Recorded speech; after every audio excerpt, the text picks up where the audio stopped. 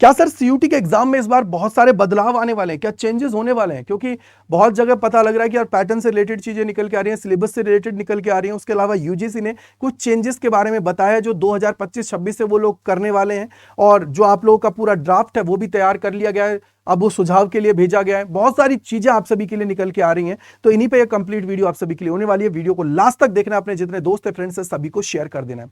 सबसे पहले मैंने यहाँ पे कुछ पॉइंट्स को रखा है जिसके द्वारा आपको काफी चीजें समझ में आने लगेंगी, जैसे कि भैया मोड ऑफ एग्जामिनेशन क्या होने वाला है, एप्लीकेशन फॉर्म कब निकल के आएगा, इसके अलावा पैटर्न क्या चेंज होगा, सिलेबस है, पेपर सिलेक्शन है, और स्ट्रीम चेंज पॉलिसीज है। क्योंकि अगर आप लोगों ने देखा हो तो आपको आइडिया होगा कि यार अभी यूजीसी की तरफ से उन्होंने बताया कि यार अगर कोई आर्ट्स और कॉमर्स का बच्चा है वो भी साइंस के कोर्सेज को कर सकता है। लेकिन पहले अगर हम लोग बात करें तो स्ट्रीम चेंज पॉलिसी इजी है पहले से ही, लेकिन इस बार यह है कि मौका उनको बराबर का मिलेगा। क्योंकि आप जानते हो कि अगर डीयू से आप लोग जाते हो तो अगर साइंस के स्टूडेंट हो तो आप लोग कॉमर्स के कोर्सेज के अंदर भी जा सकते हो, आप लोग यहां पे आर्ट्स के कोर्सेज के अंदर भी जा सकते हो। लेकिन यहां पे क्या है, जो बच्चे हैं उनको अलग अलग पेपर्स देने की जरूरत पड़ती थी। कैसे भैया, अगर हम लोग साइंस के स्टूडेंट हैं तो हमें साइंस के पेपर ही देने, आर्ट्स के तो आर्ट्स के पेपर ही देने, कॉमर्स के तो कॉमर्स के पेपर देने।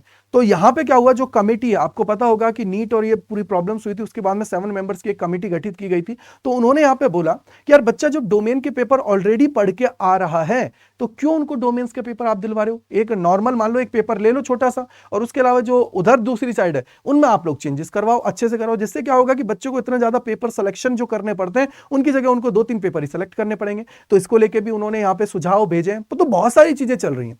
जैसे पहली चीज है कि मोड ऑफ एग्जामिनेशन। तो बेटा मोड ऑफ एग्जामिनेशन की अगर हम लोग बात करते हैं तो बेसिकली आपको पता है 2 मोड में पेपर होता है, या तो सीबीटी मोड में या हाइब्रिड मोड, यानी कि सर सीबीटी प्लस ऑफलाइन करा दिया जाए, जो सीयूटी 2024 के अंदर देखने को मिला था। लेकिन जो ऑफलाइन पेपर्स हुए थे तो उसके अंदर बहुत ज्यादा प्रॉब्लम्स हुई थी। नीट में भी आपने देखा है, तो इस बार नीट को भी सीबीटी मोड में कराने की तैयारी कर रहे हैं सब लोग इसके बारे में।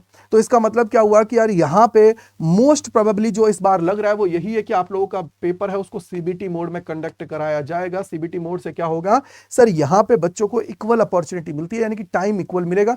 जब आपका टेस्ट स्टार्ट होगा तो उसके बाद में वो जितना टाइम है उतने पे ही जाके बंद होगा, यानी कि सर वहां पे आपको पूरा टाइम मिलने वाला है। ऐसा नहीं है कि सर जैसे ऑफलाइन के अंदर हुआ था कि बच्चा 1 घंटे की जगह उसको 50 मिनट 45 मिनट मिल रही थी पेपर को सॉल्व करने के लिए, और जहां 45 मिनट का पेपर था तो वहां पे उसको 30-35 मिनट ही मिल रही थी, क्योंकि और भी मल्टीपल टास्क थे जिसकी वजह से बच्चे का टाइम है वो क्या हो रहा था, वहां पे खत्म हो रहा था, बेकार हो रहा था।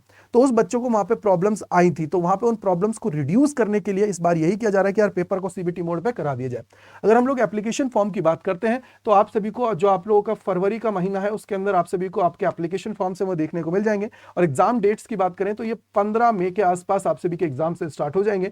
और इस बार आप ये मान के चलिए मेरे भाई कि अगर हम लोग बोलें तो एनटीए पूरी तरह से एक एक्शन प्लान बना रहा है। उसके पीछे का रीजन ये है कि पिछली बार एनटीए के ऊपर इतने सारे लांछन लगे थे, बाद में सुप्रीम कोर्ट तक मामला पहुंच गया था, जिसमें जो एनटीए है उसकी साख पर बात आ गई थी। तो इसका मतलब क्या हुआ कि इस बार वो पूरी तरह प्लानिंग करके सारी चीजें करवाने वाली है, और जो वो टाइम फ्रेम आप सभी को बताएंगे उसी टाइम फ्रेम के अंदर सारी चीजें वो कंप्लीट कराते हुए बढ़ने वाली हैं। इसके बाद में अगर मैं पैटर्न की बात करूं तो पैटर्न आप सभी को पता है कि आप लोग का जो पैटर्न है भैया डोमेन्स का, वो तो अभी तक तो वही सेम रहने वाला है जैसा पहला पैटर्न था। लेकिन अभी जो सुझाव दिए गए हैं तो उसमें देखते हैं कि क्या अमल होता है, क्या इस बार से वो इंप्लीमेंट किया जाता है नहीं किया जाता है, या अगले साल से वो इंप्लीमेंट किया जाएगा, उसके ऊपर सारी चीजें टिकी हुई हैं। यहाँ पे अगर सिलेबस की बात करें तो अब ये लड़ाई थोड़ी चली रही है कि यार न्यू एनसीईआरटी को फॉलो करा जाए या पुरानी एनसीईआरटी को फॉलो किया जाए, लेकिन अभी तक कोई ऑफिशियल अपडेट यहाँ पे निकल के नहीं आई है। तो आप ये मान के चलो बेटा कि आपको ओल्ड एनसीईआरटी है उसी को फॉलो करना है, क्योंकि न्यू एनसीईआरटी में काफी टॉपिक्स है वो डिलीटेड है। जैसे न्यू एनसीईआरटी की बात करोगे तो आपको लॉजिक गेट्स नहीं है, ट्रांसफॉर्मर नहीं है, कम्युनिकेशन चैप्टर ही खत्म है। लेकिन अगर फिजिक्स में आप लोग देखते हो तो ये सारे के सारे आपको कहां देखने को मिल रहा है, ये देखने को मिल रहा है आपका जो सीयूटी का सिलेबस है उसके अंदर। तो यहाँ पे बात यही है कि यार न्यू को फॉलो किया जाए या ओल्ड को, तो अभी आप लोग क्या किया जाए, ओल्ड को ही फॉलो करो और उसके अकॉर्डिंग प्रिपरेशन करिए। देन आप लोगों का पेपर सिलेक्शन है तो इस पर भी बात चल रही है कि भैया पेपर सिलेक्शन कितना होना चाहिए, क्योंकि इतने सारे पेपर सिलेक्शन होने की वजह से मल्टीपल शिफ्ट्स के अंदर पेपर जाते हैं, और वहां पे क्या है बहुत सारे ऐसे स्टूडेंट्स होते हैं जो पूरे पेपर सेलेक्ट ही नहीं करते हैं, वो 3 से 4 पेपर मैक्सिमम सेलेक्ट करते हैं। तो यहाँ पे पेपर सिलेक्शन के ऊपर भी बहुत सारी चीजें आने वाली हैं। जैसे पीजी के अंदर भी चेंज किया गया था पिछले साल, और यूजी के अंदर भी चेंज किया गया था, तो उसको और रिड्यूस किया जा सकता है। तो ये आपको थोड़ा सा ध्यान रखना है। इसके अलावा स्ट्रीम चेंज पॉलिसी है वो भी इंपॉर्टेंट है, क्योंकि यार देखो डीयू के अंदर अगर आप लोग स्ट्रीम चेंज करना चाहते हो तो वो सारी चीजें आसान है। कोई दिक्कत की बात नहीं है भैया। डीयू मांग करती है कि जो आपने पेपर्स पढ़े हैं क्लास 12 के अंदर, उन्हीं का पेपर आप लोग दो सीयूटी के अंदर, उनके बेसिस पे आप सभी का एडमिशन किया जाएगा। चाहे साइंस के हो, आर्ट्स के हो, कॉमर्स के हो। साइंस के हैं तो चाहे आप कॉमर्स में जाना चाहें या आर्ट्स में जाना चाहें, इजिली आप लोग जा सकते हो। बट यहाँ पे पता है क्या है, दो तीन चीजें आ जाती हैं। मान लो यार अब बच्चा यहाँ पे ये कर रहा है, इसके अलावा अगर कहीं बीएचयू की बात करेगा वहां पे कुछ और चीज है, उसके अलावा एयू की बात करेगा वहां पे कुछ और है, और अगर वो बच्चा जाना चाहता है जामिया के अंदर तो वहां पे तो कुछ और ही अलग है, क्योंकि मान लो कि हिस्ट्री के अंदर जाना चाहता है तो हिस्ट्री पेपर देने की बात आ जाती है। तो इसका मतलब क्या हुआ, इसका मतलब यह है कि सर इस पूरी चीजों को एक सेंट्रलाइज कर दिया जाए कि भैया ये पेपर आप सभी को देने हैं, इसके द्वारा आप हर एक यूनिवर्सिटी के लिए एलिजिबल हो जाओगे और उसके बाद में आप लोग उन्हें यूनिवर्सिटीज के अंदर एडमिशन ले लें। तो मेरे हिसाब से तो ये चीज करनी चाहिए, यूजीसी को इसकी तरफ जाना चाहिए जिससे बच्चों को दिक्कत ना आए। और जो कमिटी ने जो ये भेजा है उसके अंदर भी ये ड्राफ्ट के अंदर रखा हुआ है, तो उसको भी इंप्लीमेंट करना चाहिए जिससे बच्चों को थोड़ी सुविधा मिल जाए। बाकी अभी तक जो आपके पुरानी चीजें हैं उसके अकॉर्डिंग ही आप सभी को चलते चलना है और अपनी तैयारी उसको करते रहना है। अब बात आ गई तैयारी की, तो आपको पता है कि यार देखो कंपटीशन डे बाय डे बढ़ रहा है, और कंपटीशन जब डे बाय डे बढ़ रहा है तो आप सभी को उसके अकॉर्डिंग अपने आप को प्रिपेयर करने की जरूरत है।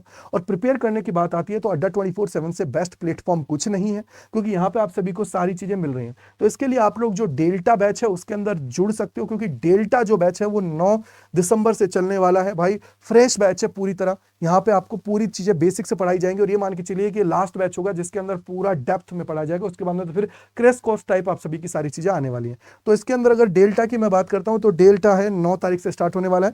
डेल्टा साइंस, कॉमर्स, आर्ट्स और इसके अलावा इंग्लिश, जीटी है, उन सभी के अंदर आप लोग जा सकते हो। अब इसके अंदर कैसे एनरोल करना है वो मैं आप सभी को बता देता हूं, और अगर एडमिशन रिलेटेड क्वारीज हैं तो उसके लिए आप लोग क्या कर सकते हो, इस पे जा सकते हो। साथ ही साथ आपको एक चीज याद रखनी है कि अगर आप लोग इन बैचेस के अंदर एनरोल करना चाहते हो बेटा, तो आप लोगों को एक कूपन कोड लगाना पड़ेगा। वो कूपन कोड के द्वारा आपको मैक्सिमम डिस्काउंट मिल जाएगा, वो है Y485। ये जो Y485 है ये आप सभी को अप्लाई करना है। कौन सा हुआ बेटा, ये आप सभी को Y485 है, इसको अप्लाई करना है, जिसके द्वारा आप सभी को मैक्सिमम डिस्काउंट मिल जाएगा। क्या है, Y485 की बात हम लोग यहाँ पे कर रहे हैं। तो जाइए इसके द्वारा एनरोल करिए और अपनी तैयारी आज से ही स्टार्ट कर दीजिए, क्योंकि बार बार सी में मौका नहीं मिलेगा और अभी टाइम है। इन 4-5 महीने के अंदर अपने आप को इस तरीके से कर लो बेटा कि जो भी प्रॉब्लम्स हुई है, जो भी बैकलॉग्स हुआ है या जो भी इश्यूज हुए वो सब रिजॉल्व हो जाए और आप लोग अपनी ड्रीम यूनिवर्सिटी के अंदर पहुंच जाए। तो इसके लिए क्या करना है, सिंपली आप सभी को क्या करना है बेटा, अड्डा 24/7 पे जाना है। जैसे ही आप सभी अड्डा 24/7 पे जाएंगे, इस पे पहले लिंक पे क्लिक करना है। यहाँ पे क्लिक करने के बाद में आप लोगों को क्या करना है, ऑल कोर्सेज के ऊपर जाना है। देन आप लोगों को क्या करना है, यूजी एंड पीजी पे क्लिक करना है। यहाँ पे आप लोग जाओगे तो यूजी पे क्लिक करोगे तो देखो साइंस, कॉमर्स, आर्ट्स अगर बैचेस के अंदर जाना चाहते हो तो यहाँ पे क्लिक करिए।